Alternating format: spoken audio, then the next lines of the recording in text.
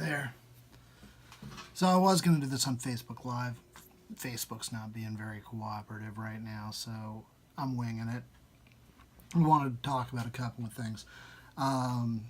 The big news of the day, well, not the big news of the day, we're talking about 400 levels down, but for the tiny little genre community, the World Fantasy Award, the award itself was revealed today, and it's a cool sculpture of a tree and a moon, and it's by Vincent Villafranca, and I think it's really cool. Hey, I'll show it to you right now. I've got, okay, no, this is a joke, but I've got a little toy Halloween tree. Oh, hey. I thought that might be funny, but maybe it wasn't. Anywho, I'm calling the new award the Bonsai. I don't know if that'll catch on or if anybody else is amused by that, but it's a rather cool tree. It replaces Gan Wilson's bust of H.P. Lovecraft, which has been used for 40 years for the award. And kind of the usual folks are grousing about it, but, I think if you're going to bring the award into this new century, a tree is a good way to do it. Who doesn't like trees? But I also want to read you a story, and it's by H.P. Lovecraft. This is called The Tree, and this was originally published in The Tryout, number 7, back in October of 1921. Lovecraft did not think much of this story. In a 1936 letter, he said that this story, along with several others, if typed on good stock, would make excellent shelf paper, but little else. So, like I said, he didn't really think much of it. I think it's pretty good. And so I'm going to read it to you. It starts out with a Latin quote. This is from Virgil. It's Fata viam inventient, and that means the fates will find a way, or fortune will favor you. So that kind of sets up, if nothing else, the sort of spirit of antiquity that goes into the story. So this is the tree. On a verdant slope of Mount Menelus in Arcadia, there stands an olive grove about the ruins of a villa. Close by is a tomb, once beautiful, with the sublimest sculptures, but now fallen into as great decay as the house. At one end of that tomb, its curious roots displacing the time-stained blocks of pentalic marble, grows an unnaturally large olive tree of oddly repellent shape.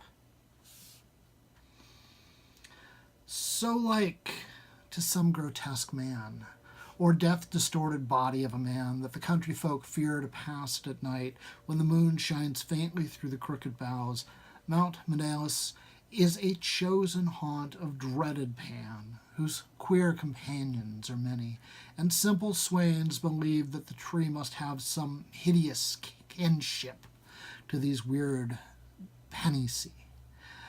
But an old beekeeper who lives in the neighboring cottage told me a different story.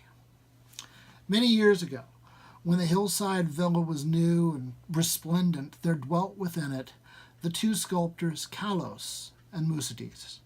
From Lydia to Neapolis, the beauty of their work was praised, and none dared say that the one excelled the other in skill. The Hermes of Kalos stood in a marble shrine in Corinth. The palace of Musides surmounted a pillar in Athens near the Parthenon. All men paid homage to Kalos and Musides, and marveled that no shadow of artistic jealousy cooled the warmth of their brotherly friendship. But though Kalos and Musides dwelt in unbroken harmony, their natures were not alike. Whilst Musides reveled by night amidst the urban gaieties of Tegea, Kalos would remain at home, stealing away from the sight of his slaves into the cool recesses of the olive grove. There, he would meditate upon the visions that filled his mind, and there devise the forms of beauty that would later become immortal in breathing marble. Idle folk, indeed, said that Callos conversed with the spirits of the grove, and that his statues were but images of the fauns and dryads he met there, for he patterned his work after no living model. So famous were Callos and Musides that none wondered when the tyrant of Syracuse sent to them deputies to speak of the costly statue of Tyche that he had planned for his city. Of great size and cunning workmanship must the statue be, for it was to form a wonder of nations and a goal of travelers. Exalted beyond thought would be he whose work should gain acceptance, and for this honor Callos and Musides were invited to compete. Their brotherly love was well known, and the crafty tyrants surmised that each, instead of concealing his work from the other, would offer aid and advice, thus charity producing two images of unheard-of beauty, the lovelier of which would eclipse even the dreams of poets. With joy the sculptors hailed the tyrant's offer, so that in the days that followed their slaves heard the ceaseless blows of chisels. Not from each other did Callos and Musides conceal their work, but the sight was for them alone, saving theirs. No eyes beheld the two divine figures released by skillful blows from the rough blocks that had imprisoned them since the world began. At night, as of yore, Musides sought the banquet halls of Tegea, while Callos wandered alone in the olive grove. But as time passed, men observed a want of gaiety in the once sparkling Musides. It was strange, they said among themselves, that a depression should thus seize one with so great a chance to win art's loftiest award. Many months passed, yet in the sour face of Musides came nothing of the sharp expectancy which the situation should arouse. Then one day, Musides spoke of the illness of Callos, after which none marveled again at his sadness, since the sculptor's attachment was known to be deep and sacred. Subsequently, many went to visit Callos, and indeed noticed the pallor of his face.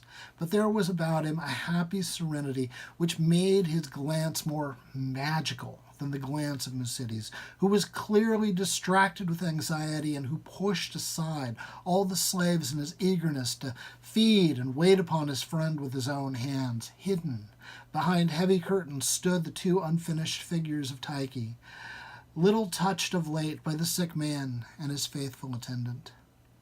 As Callos grew inexplicably weaker and weaker, despite the ministrations of the puzzled physicians and of his assiduous friend, he desired to be carried off into the grove which he so loved. There he would ask to be left alone, as if wishing to speak with unseen things. Musides ever granted his request, though his eyes filled him with visible tears at the thought that Callos should care more for the fauns and dryads than for him. At last the end drew near, and Callos discoursed of things beyond this life. Musides, weeping, promised him a sepulchre more lovely than the tomb of Mausolus. But Callos bade him speak no more of marble glories. Only one wish now haunted the mind of the dying man, that twigs from certain olive trees in the grove be buried by his resting place close to his head. And one night, sitting alone in the darkness of the olive grove, Callos died. Beautiful beyond words was the marble sepulchre which stricken Musides carved for his beloved friend. None but Callos himself could have fashioned such bas-reliefs, wherein were displayed all the splendors of Elysium, nor did Musides fail to bury close to Callos's head the olive twigs from the grove. As the first violence of Musides' grief gave place to resignation, he labored with diligence upon his figure of Tyche.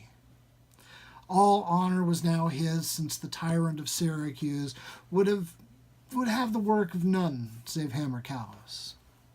His task proved a vent for his emotion, and he toiled more steadily each day, shunning the gaieties he had once relished. Meanwhile, his evenings were spent beside the tomb of his friend, where a young olive tree had sprung up near the sleeper's head. So swift was the growth of this tree, and so strange was its form, that all who beheld it exclaimed in surprise, and Musides seemed at once fascinated and repelled. 3 years after the death of Callus, Musides dispatched a messenger to the tyrant, and it was whispered in the agora at Tegea that the mighty statue was finished. By this time, the tree of the tomb had attained amazing proportions, exceeding all other trees of its kind, and sending out a singularly heavy branch above the apartment in which Musides labored. As many visitors came to view the prodigious tree as to admire the art of the sculptor, so that Musides was seldom alone. But he did not mind his multitude of guests. Indeed, he seemed to dread being alone now that his absorbing work was done. The bleak mountain wind, sighing through the olive grove, and the tomb tree had an uncanny way of forming vaguely articulate sounds. The sky was dark on the evening that the tyrant's emissaries came to Tegea. It was definitely known that they had come to bear away the great image of Tyche and bring eternal honor to Musides, so their reception by the proxenoi was of great warmth. As the night wore on, a violent storm of wind broke over the crest of Manaus, and the men from far Syracuse were glad that they rested snugly in the town. They talked of their illustrious tyrant, and of the splendor of his capital, and exulted in the glory of the statue which Musides had wrought for him. And then the men of Tegea spoke of the goodness of Musides, and of his heavy grief for his friend, and how not even the coming laurels of art could console him in the absence of Callus, who might have worn those laurels instead. Of the tree which grew by the tomb near the head of Callus they also spoke. The wind shrieked more horribly, and both the Syracusans and the Arcadians prayed to Aeolus. In the sunshine of the morning, the proxeni led the tyrant's messengers up the slope to the abode of the sculptor, but the night wind had done strange things. Slaves' cries ascended from a scene of desolation, and no more amidst the olive grove rose the gleaming colonnades of that vast hall wherein Musides had dreamed and toiled. Lone and shaken mourned the humble courts and the lower walls, for upon the sumptuous greater peristyle had fallen squarely the heavy overhanging bough of the strange new tree, reducing the stately poem in marble with odd completeness to a mound of unsightly ruins. Strangers and Tegans stood aghast, looking from the wreckage to the great sinister tree, whose aspect was so weirdly human, whose roots reached so queerly into the sculptured sepulchre of Callus. And their fear and dismay increased when they searched the fallen apartment of the gentle Musides.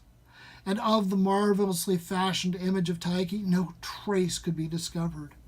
Amidst such stupendous ruin, only chaos dwelt, and the representatives of two cities left disappointed. Syracusans, that they had no statue to bear home, Tegans, that they had no artist to crown. However, the Syracusans obtained after a while a very splendid statue in Athens, and the Tegans consoled themselves by erecting in the agora a marble temple commemorating the gifts, virtues, and brotherly piety of Musides. But the olive grove still stands, as does the tree growing out of the tomb of Callus, and the old beekeeper told me that sometimes the boughs whisper to one another in the night wind, saying over and over, Oida, Oida. I know. I know. So that was The Tree by H.P. Lovecraft. This is not The Tree by Vince Villafranca, but if you search it online for the World Fantasy Award, you can see it. It is quite a tree.